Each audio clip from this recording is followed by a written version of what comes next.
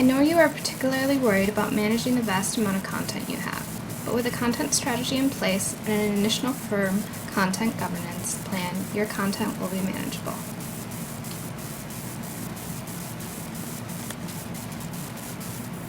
More importantly, accessible by especially every one of your most important users, prospective clients looking at your web page.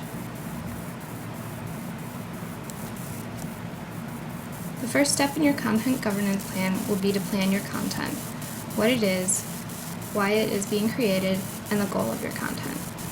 We should also know how large the content will be for cost purposes, because 17% of IT budgets are devoted to storage, which has increased from 10% a few years ago, according to Forrester's clients.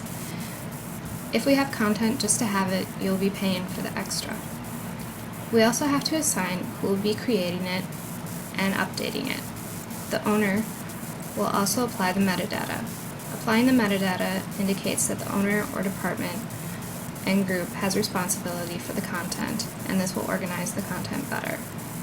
The next step of managing your content successfully will be to have the appropriate departments who claim the ownership create their content and apply metadata while administering appropriate security settings from parent folders so the system is organized.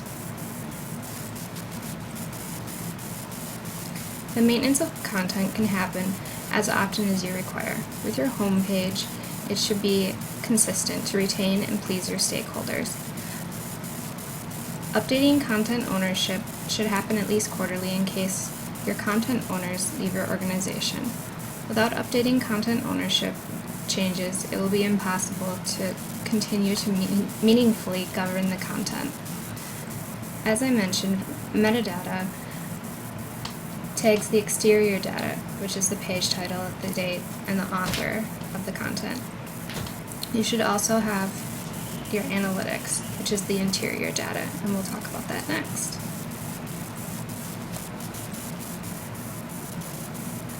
Your next step is auditing and retiring your content. Your analytics that investigate the interior information of your web pages are extremely important to you.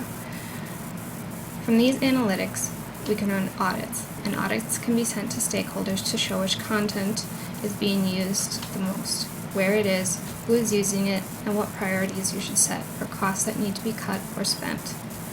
After the results of your audits come back, you're equipped to make good decisions rather than keeping all of your content and wasting space and money. You can remove or archive the content, especially if it is full of wrong information or if it's just plain old.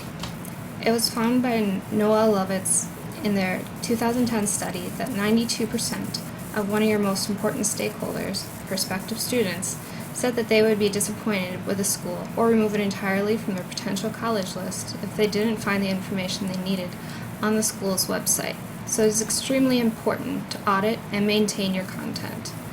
Archived information can be easily accessed again for later use.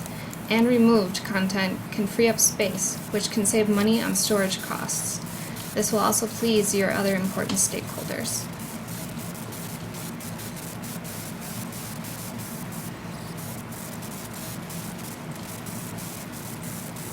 Benefiting your stakeholders. It'll give an overall better understanding of your content by running analytics. Decommissioning your content will save you money. By doing this, it'll free up space. It also keeps your content legally relevant in case of new legal issues or laws. Decommissioning your old content will clear out your page of any miscellaneous content that is irrelevant.